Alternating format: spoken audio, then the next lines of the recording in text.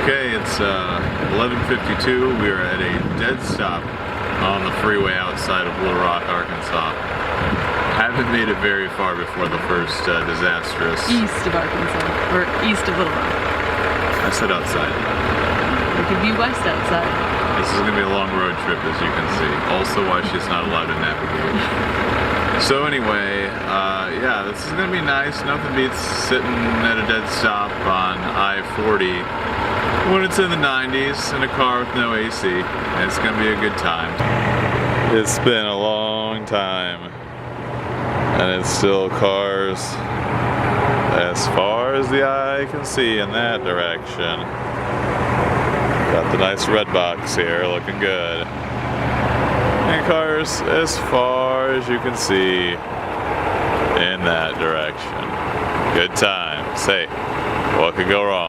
As traffic slowly began creeping along, we saw the cause of our delay. The burnout husk of a trailer that had caught fire.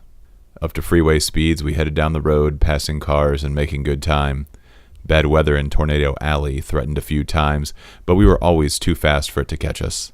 That speed carried us right by some beautiful young ladies entering Oklahoma. We probably should have stopped to say hello.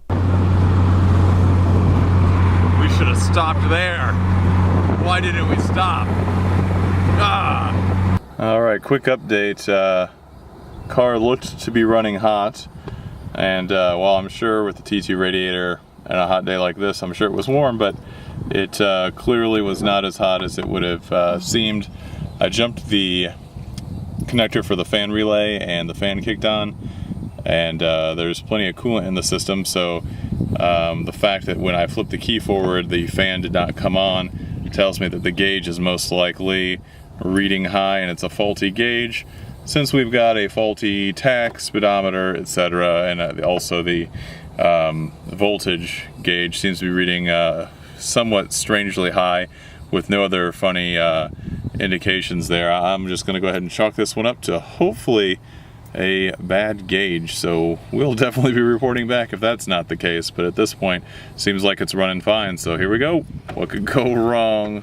We were experiencing some serious cutout along the freeway, which felt like a bad Hall effect pickup, but the tach wasn't dying, so we knew we were probably in deep trouble. Some oil was needed to make sure that we would have enough to feed our valve guide that was hanging out a bit low, and called it a night in Texas. If you're ever in Shamrock, you can get the second largest blizzard I've ever had at the Dairy Queen. The rainbow over the Napa. That's a good sign that our automotive difficulties are coming to an end. There's our pot of gold right there. Like I say, what could go wrong? Alright, so with lovely music provided by the city of, don't really know. Shamrock, Texas, thank you. Actually, a really great little town here. The Napa is really good. The young guy in here is doing a great job with the parts and stuff. Help me track down this vacuum fitting. I think what happened here, if you look, going into the barrel reed solenoid here and then coming out, this line was just too pinched off, if you will, to get a good flow to the map sensor. So we're going to go ahead and install this 90-degree fitting here, and that'll allow a lot more straightness, if you will.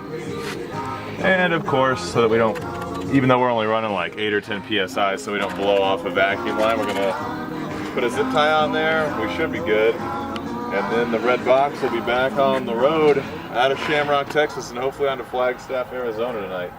I have no doubt that we're gonna make it there. It's just a matter of how bad the car will be cutting out along the way. So let's get on the road. And cut out the car did. Holy cow, things only got worse from where we were. What we had was a major electrical problem caused by something small that we just couldn't quite identify. Fairly certain it was the computer. We pushed on with the car cutting out very heavily across several states. Alright, stopped at this car wash, which basically has a hose. Nothing at all aside from super gentle on this thing. And basically hosed it off. It was getting some road grime on it. And actually, through one of the construction zones, the car did kick up quite a bit of black stuff back onto the doors.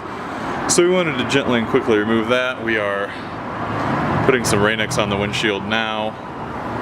And car's still looking really, really good. Just wanted to get that tar and whatever it was off with the doors, kind of right back behind the tires. There is where it the front tires, where it threw some of that on there. I don't know what it was, but whatever. Not much, but it was enough to where I wanted to stop and wash the car. So, all right, Albuquerque, New Mexico has been good to us here, and onward we go. As I say, at this point, what could go wrong?